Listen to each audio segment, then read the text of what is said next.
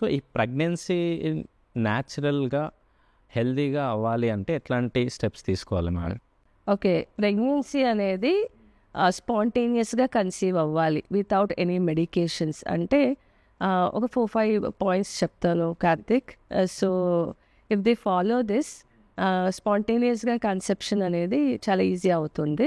Main వచ్చేసి they have to maintain a healthy weight first. Okay, weight చాలా important.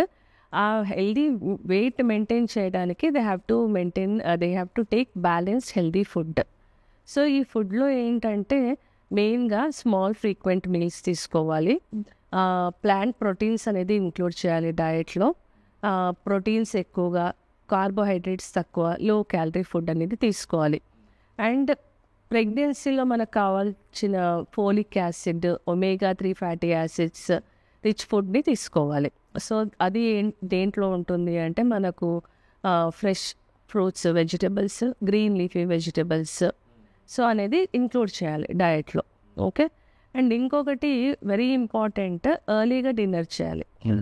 So 7:30, 8, after 8 they are not suppose to eat or drink anything. So maybe 1 or 2 weeks కొంచెం కష్టం అవ్వచ్చు, but if they make it habit I think they'll get use to it. And ఇంకొకటి caffeine అనేది లిమిటెడ్గా తీసుకోవాలి. Coffee, tea, aerated drinks, all this contains caffeine, not only coffee. Coffee, tea, energy drinks, all this have to reduce. And exercise, very important. 45 minutes to 1 hour per day, 5 times a week.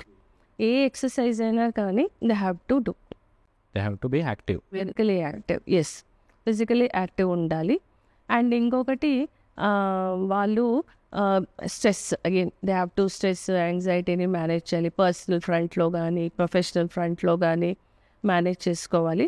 Screen time అనేది తగ్గించాలి. Laptop screen చాలా తగ్గించుకొని what next adequate sleep, 6 to 7 hours of sleep చాలా important తీసుకొని.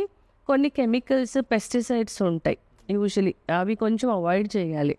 ఈ మనము విలేజ్లో అంతా చూస్తూ ఉంటాము, పెస్టిసైడ్స్ అని హ్యాండిల్ చేస్తూ ఉంటారు. దాని నుంచి కూడా మెయిల్ ఫ్యాక్టర్స్ చాలా చూస్తున్నాం ఈ మధ్య. So they have to avoid that. They have to avoid that. And ఇంకొకటి మనకు ఆ సైకిల్ని ట్రాక్ చేయాలి వాళ్ళు. సో యూజువలీ ఓవ్యులేషన్ మనకు 12th day to 14th day అనుకుంటాము. ఒక్కొక్కసారి షార్ట్ సైకిల్స్లో 8th, 9th day కూడా ఎగ్ రిలీజ్ అవ్వచ్చు. ఒక్కొక్కసారి లేట్గా రిలీజ్ అవ్వచ్చు, 17th, 18th day. సో మనము డేట్ వచ్చిన ఫస్ట్ డే వచ్చి day 1. సో day 10 నుంచి day 20 వరకు daily or alternate days intercourse అలా చేస్తూ ఉంటే ఓన్గా స్పాంటేనియస్గా ప్రెగ్నెన్సీ వచ్చే ఛాన్సెస్ అనేది ఉంటాయి.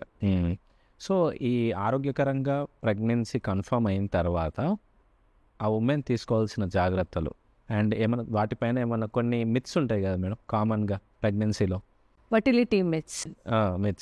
ఫర్టిలిటీలో మనం కామన్గా చూసే అపోహాలు ఆర్ మిత్స్ ఏంటంటే, ఇప్పుడు ఇన్ఫర్టిలిటీ ఉంది అంటే కామన్గా ఆడవాళ్ళదే ప్రాబ్లం అని అనుకుంటారు. కానీ 40 to 50% of the times mail factor కూడా ఉంటుంది. So it's not always women who is, we should not always blame the women. So 40 to 50% times it is males. And ఇంకొకటి మీరు ఇందాక క్వశ్చన్ అడిగారు, బర్త్ కంట్రోల్ పిల్స్ వాడుతూ ఉంటే infertility వస్తుందని. In fact birth control pills నుంచి సైకిల్స్ రెగ్యులరైజ్ అయిపోయి 2 to 3 monthsలో స్పాంటేనియస్గా pregnancies వస్తాయి. సో దాని నుంచి ఇన్ఫర్టిలిటీ అనేది రాదు.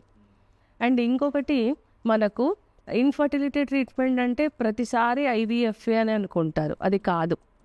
ఫస్ట్ ఇన్ఫర్టిలిటీ ఉంటే వాళ్ళకు లైఫ్ స్టైల్ అన్ని ఇన్వెస్టిగేషన్స్ అయినాక ఈ లైఫ్ స్టైల్ చేంజెస్ చెప్తాము. ఎగ్ పెరగడానికి అంటే ఓవ్యులేషన్ ఇండక్షన్, IUI అంటాము, అంటే ఇంట్రా యూట్రైన్ ఇన్సెమినేషన్. అవన్నీ మెథడ్స్ ఫెయిల్ అయితేనే IVF అనమాట. ఎస్.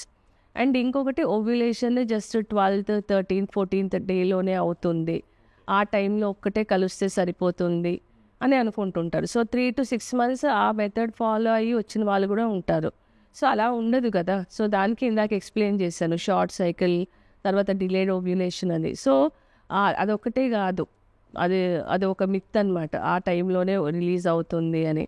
ఇంకొకటి మెయిల్స్లో ఫ్రీక్వెంట్ ఇజాకులేషన్స్ ఆర్ మాస్టర్బేషన్స్ నుంచి మేల్ ఫర్టిలిటీ తగ్గుతుంది అనుకుంటారు. సో అది కూడా that's also big myth. And ఇప్పుడు ఒక చైల్డ్ ఉంటే కన్సీవ్ అవ్వడం మళ్ళీ ఈజీగా ఉంటుంది అనుకుంటారు. బట్ ఒక్కొక్కసారి ఎన్నో వేరే ఫ్యాక్టర్స్ నుంచి మళ్ళీ కన్సీవ్ అవ్వడం కూడా డిఫికల్ట్గా ఉంటుంది.